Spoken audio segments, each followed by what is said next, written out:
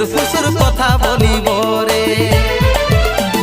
গোরা বদন রজনীগন্ধা ফেলবার তোর বদনে, যেমন মিষ্টি পানে লাল করে কোয়েল ইয়ার জমনে, মিষ্টি পানে লাল করে কোয়েল